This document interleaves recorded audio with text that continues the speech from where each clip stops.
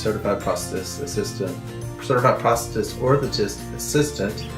I originally was a therapist, a physical therapist assistant at Roger Peace for many years and got interested in prosthetics, and now have moved over to the prosthetics and orthotics side of things. My name is Brian Craig. I've been in the prosthetic and orthotic profession for 34 years. I am a certified technician, and I'm a certified fitter and a certified practitioner's assistant in prosthetics and in orthotics. So my name is Brandon Lawhorn, and I just graduated with my master's in prosthetics and orthotics, and I'm now an orthotic resident. What I love about prosthetics and orthotics is the challenge of every day. Every day is different, which makes me love my job. I love the challenge. I love the ability to help people go from non-ambulatory to being ambulatory.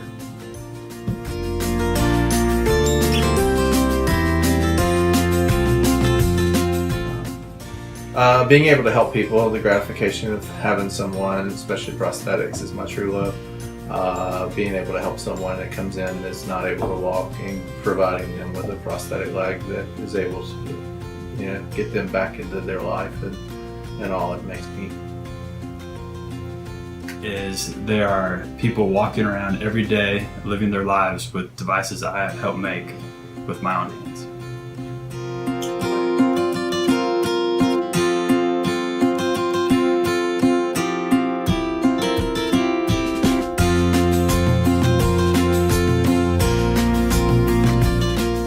I hope the field in general of prosthetics and orthotics gets more well known in the health career field. A lot of people don't know what we are, what we do.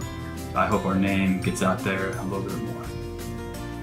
I think it's already changing, but I would like for us to be more of the mainstream. We've always kind of been on the outskirt of the medical field, and I think with us being in the hospital system, we've gotten grasped as far as being a part of the medical society, I guess you would say. And we've always kind of been, as a prosthetics and orthotics group, on the outside of things, just in general as a profession. But now that profession is shifting over to more professionalism with, like, the therapists and stuff get as well.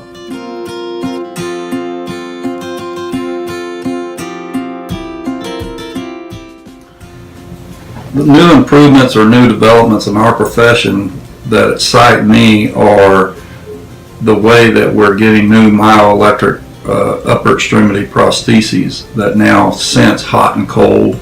They have individual finger functions, 17 different types of functions in the hands. Microprocessors have made our profession a lot lighter. Lithium batteries, meaning that it'll last longer, and it's more user-friendly for the patient. I'm excited for the whole technology boom in general in the field of prosthetics and orthotics. With every war, there's kind of an up in technology in this field, and we're kind of in one of those states now, and with the new technology and computers and stuff, it can do nothing but help our field. The most exciting thing that I'm seeing developing right now is osseointegration, in my mind, as well as implantable circuitry to help control prosthetics.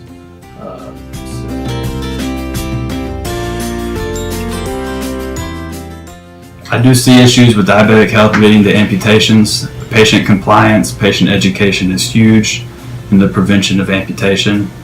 The sooner diabetics learn about caring for themselves and taking proactive steps in their own health, the better off they would be with their own health. My advice to somebody looking into becoming a CPO would be to get out there and go to a clinic, see patients, get a good feel for the field. And if you like working with your hands and seeing patients, this might be the field for you.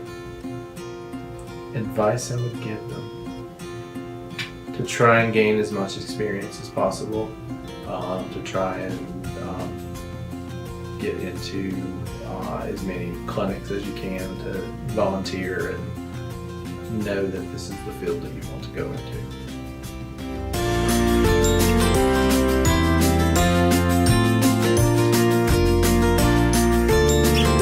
Make making an orthosis is first we would see the patient, evaluate them, watch them walk, talk to the therapist, see what goals they're working on and what they would need and how we can help with that.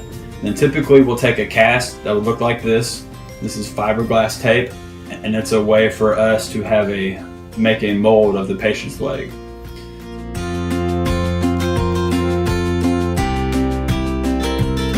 And what we would do with this is we would fill this with plaster so we could modify the cast, make adjustments to it. We could lift, push certain areas, relieve other areas. And then we would take that positive mold, that was the plaster mold, and we would pull plastic around it to make a thermoplastic AFO like this. And this would be used to give a patient more stability in the coronal and sagittal and transverse planes while they're walking, while not impinging their skin and causing skin breakdown. Or if a patient has a lot of swelling issues, we can make a conventional AFO that would attach to the shoe to where there's no skin contact in the lower part of the leg, only here in this cuff, at the thigh cuff, right at the calf.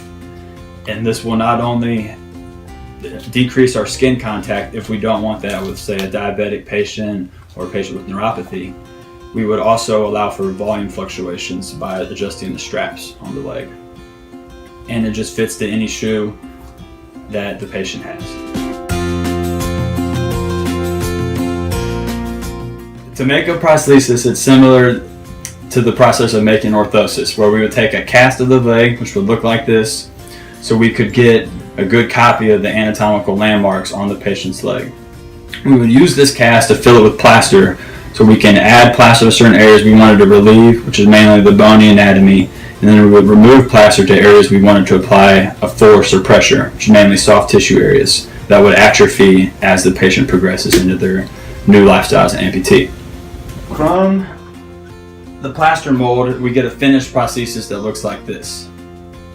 This is a definitive socket with the Clemson Tiger t-shirt laminated into it. The socket is made with a variety of materials that are laminated together to give it a strong but lightweight fit. There are many types of prosthetic feet, and they vary based on the activity level of the patient. So as a prosthetist, we would pick the foot category based on the patient's functional ability. Some feet have a hydraulic component, some even have an ankle motor that would help them push off at the end of stance. Most feet are made with carbon fiber to help give a little bit of energy return. I think the Define program is great. I've loved having the Clemson students with us, ask questions, be observant, and they've been great to have around. I think it's great. I mean, any kind of development that we can make in this field, and I think it's open. It's great that the bioengineering program is interested in, our field.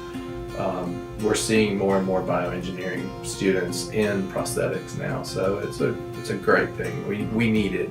Research is a highly needed thing in our field. So. The program is nice because it actually gives an opportunity for future students to see what we do.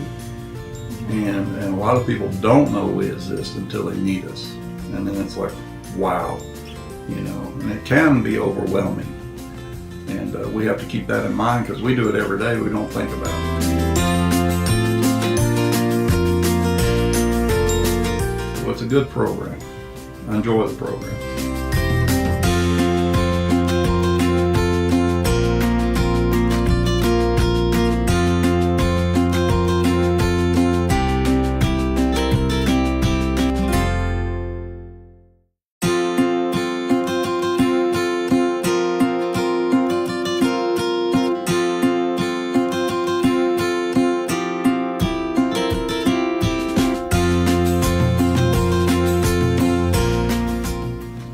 Bloopers right now, My hair is the same. Oh, is this? That's part of my You hair. have this lens that he bought us that The is lens? 12 times magnified. Oh my gosh, you could see the moon. It's pretty intense. 3. We would take a cast of the patient, so we would get a good intimate look of their leg, No, I don't like that. I said it. You can- I don't like that.